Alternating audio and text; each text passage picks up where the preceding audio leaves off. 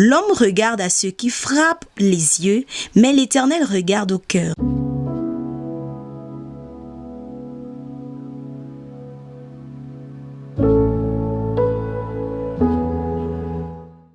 Salut, c'est Bienveillance Mère-Enfant. Aujourd'hui, nous parlons de la particularité des enfants marginalisés en famille. C'est quoi les enfants marginalisés en famille? Nous savons que dans chaque famille, dans presque toutes les familles, il y a toujours un enfant qui est différent de tous les autres. Soit il ne joue pas comme les autres, soit il n'est pas aussi intelligent que les autres à l'école, soit il a un problème de santé, soit il est toujours différent, soit il n'est pas aussi sociable que les autres. Et puis les parents ont tendance à rejeter ce genre d'enfant, à ne pas l'aimer comme ils aiment les autres. Et les parents se basent en fait sur sa différence pour le marginaliser.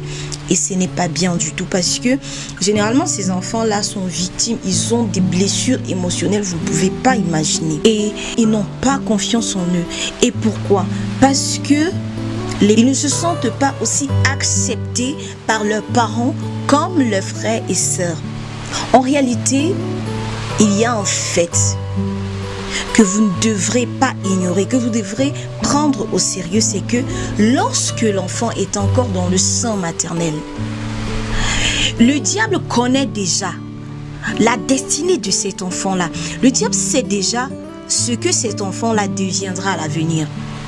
C'est vous qui voyez un bébé qui n'est pas encore formé ou bien qui est encore dans le sein maternel.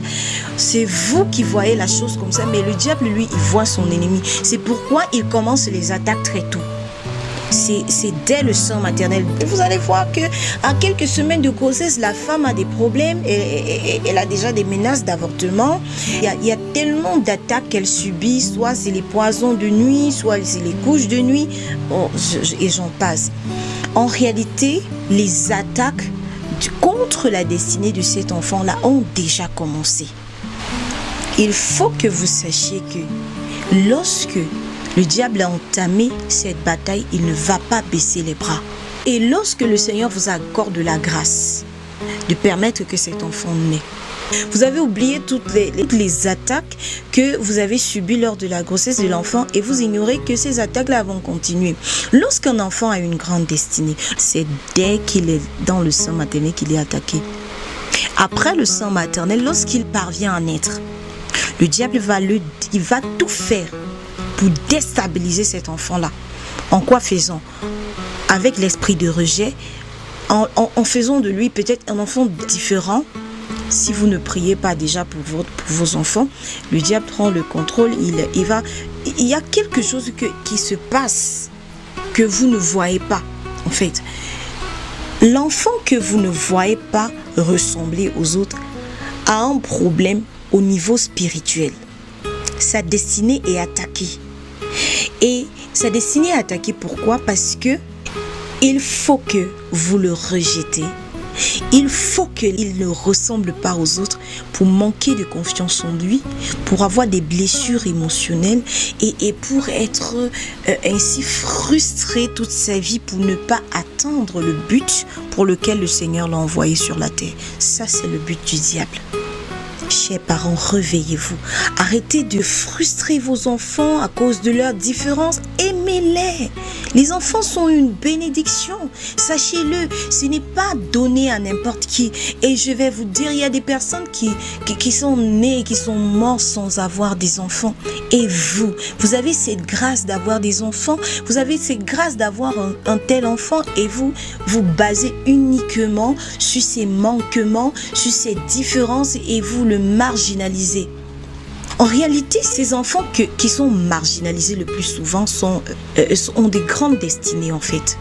Le Seigneur va utiliser cet enfant pour s'opposer à l'ennemi. Peut-être c'est lui qui va relever ta famille. Peut-être c'est lui qui va changer l'histoire de toute ta famille. Et du coup, le diable, lui, voit en cet enfant, alors qu'il avait pris le contrôle, il avait décidé que votre famille ne va jamais évoluer. Il va décider que cet enfant-là ne viendra pas accomplir ce but. Et c'est comme ça qu'il va continuer le combat. Et ça va passer soit par le fait que on s'adresse pas à lui comme on s'adresse aux autres à la maison, on ne l'aime pas comme on aime les autres à la maison, ils se sont marginalisés, lésés par rapport à tout le reste de la famille. Et du coup, il accumule comme ça des blessures émotionnelles et le rejet, il vit ça au quotidien, il cherche à s'affirmer, mais il ne parvient pas. Parce que quoi? Parce que quelqu'un est ainsi en train de combattre la destinée de cet enfant et vous, parents, vous contribuez à combattre la destinée de cet enfant. En quoi faisant? En lui jetant des paroles mauvaises sur le visage, en le traitant de différent, en disant tout le temps, bon, je sais pas à qui tu ressembles, oh, moi je n'étais pas aussi bête que toi, ton père n'est pas aussi bête que toi, quand je regarde tes frères et sœurs, ils sont pas comme toi, quand je regarde dans toute ma lignée familiale, je regarde les enfants de mes frères et sœurs, ils sont pas aussi bêtes que toi, ils sont pas comme toi. Du coup, l'enfant va ressentir une telle frustration, vous ne pouvez pas imaginer. Vous croyez que parce que c'est un enfant, il a le droit d'encaisser tout ce que vous lui dites? Non, non à ces mauvaises paroles que vous adressez à ces enfants-là. Parce que ces enfants que vous marginalisez généralement, ce sont des enfants qui ont de grandes destinées, plus grandes que tout autre enfant à la maison. Et là, je vais vous prendre un exemple. Dans la Bible, dans 1 Samuel 16, verset 1, là il est écrit: l'Éternel dit à Samuel, quand cesseras-tu de pleurer sur Saül? Je l'ai rejeté afin qu'il ne règne plus sur Israël. Remplis ta corne d'huile et va, je t'enverrai chez Isaïe, Bethléemite, car j'ai vu parmi ses fils celui que je désire pour roi. Et au verset 6, il est écrit, lorsqu'ils entrèrent, il se dit, en voyant Eliab, certainement loin de l'Éternel est ici, devant lui. Et l'Éternel dit à Samuel, ne prends point garde à son apparence et à la hauteur de sa taille, car je l'ai rejeté. L'Éternel ne considère pas ce que l'homme considère. L'homme regarde à ce qui frappe les yeux, mais l'Éternel regarde au cœur. Isaïe appela Abinadab et le fit passer devant Samuel. Et Samuel dit, l'Éternel n'a pas non plus choisi celui-ci. Isaïe fit passer Shema. Et Samuel dit, l'Éternel n'a pas non plus choisi celui-ci. Isaïe fit passer 7 de ses fils devant Samuel. Et Samuel dit à Isaïe, l'Éternel n'a choisi aucun d'eux. Puis Samuel dit à Isaïe, sont cela tous tes fils? Et il répondit, il reste encore le plus jeune, mais il fait paître des brebis. Alors Samuel dit à Isaïe, envoie le chercher. Car nous ne nous placerons pas avant qu'il ne soit venu ici. Isaïe l'envoya chercher. Or, il était blond avec de beaux yeux et une belle figure. L'Éternel dit à Samuel, lève-toi, oins-le, car c'est lui.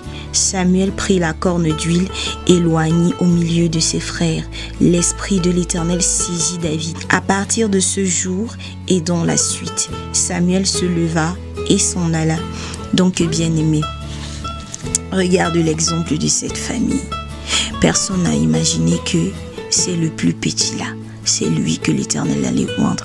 Et l'Éternel a bien dit, Dieu ne regarde pas à ce que l'homme considère, mais Dieu regarde au cœur. Dans la maison d'Isaïe, David était marginalisé, il était laissé pour compte.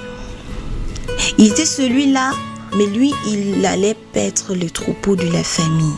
Et le Seigneur a regardé à son cœur. Le Seigneur n'a pas regardé s'il épousait les valeurs de son père, si son père l'aimait ou bien si ses frères, s'il ressemblait à ses frères. Le Seigneur n'a pas regardé à cela. Mais le Seigneur, il a porté son désir sur David pour qu'il soit roi. Et rassurez-vous, parmi les guerriers d'Israël, il y avait les frères de David. Ils n'avaient pas pu combattre Goliath. Mais c'est le petit David, le délaissé, le lésé, le marginalisé, que le Seigneur a ouvert le chemin. et lui a donné la possibilité d'aller tuer le plus grand des ennemis d'Israël. Bien-aimé, arrête de marginaliser ton enfant parce qu'il est différent. C'est d'ailleurs sur cette différence que le Seigneur veut attirer ton attention. Tu dois prier pour demander quelle est la destinée de cet enfant. Comment est-ce que je dois élever cet enfant? Tu dois encadrer cet enfant pour qu'il entre dans sa destinée, pour qu'il demeure dans sa destinée. Si tu ne le fais pas, l'ennemi va le faire pour toi. Il va ainsi, les frustrations et tout ce qui va avec, il va les utiliser pour donner à cet enfant le manque de confiance. Les blessures émotionnelles, cet enfant va devenir hystérique, il va devenir tout ce que vous pouvez imaginer. Tout ce que vous dites sur lui, ça va s'accomplir. J'aimerais vous dire, bien-aimés, si votre enfant est différent, cherchez à savoir pourquoi. Allez devant l'Éternel et posez-lui des questions, il va vous répondre. Je suis certaine que si Isaïe avait pris la peine de demander au Seigneur, pourquoi l'enfant est comme ça? Pourquoi il est... Le Seigneur lui aurait dit, il est bizarre comme ça, mais c'est lui que je vais choisir pour régner sur tout Israël.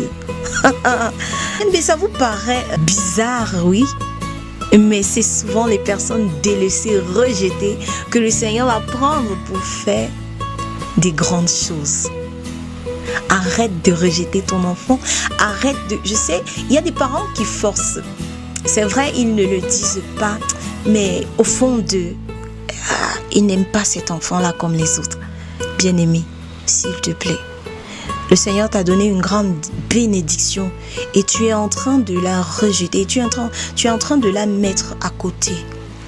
Réveille-toi, bien-aimé. En fait, bien-aimé, j'aimerais que tu réalises que si tu es encore en train de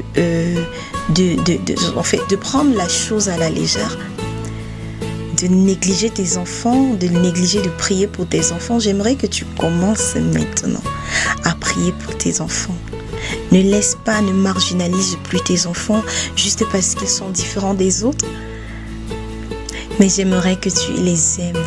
Aime-les parce que le Seigneur te l'a donné comme une bénédiction. Et si tu aimes ton enfant qui est différent, qui n'est pas comme les autres, et tu proclames des paroles positives, des paroles, ce que tu veux voir sur la vie de cet enfant, rassure-toi, il te sera fait selon ta foi. Prie pour ton enfant, ne le rejette plus, bien-aimé. Alors nous prions, bien-aimé. Éternel notre Dieu, tu es juste et bon. Et ce que tu fais est bon. Et tout ce que tu fais concourt à notre bien. Seigneur, si tu as donné dans les familles des enfants différents, Seigneur, permets à ces parents-là de les accepter tels qu'ils sont, de les aimer. Père, je prie ici pour tous les enfants qui sont marginalisés dans les familles, pour une raison ou pour une autre, Père.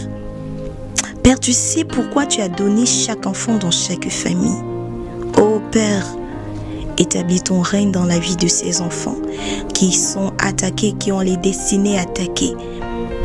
Seigneur, guéris leur cœur de toutes les blessures émotionnelles qu'ils ont dû subir jusqu'ici.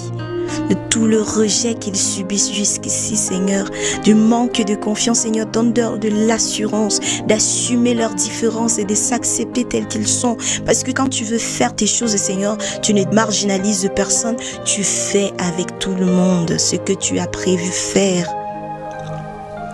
Oh Père, je prie que tu établisses ton règne dans les vies de chaque enfant et particulièrement dans les vies des enfants laissés pour compte et marginalisés. Au nom puissant de Jésus, j'ai prié. Amen. À très bientôt.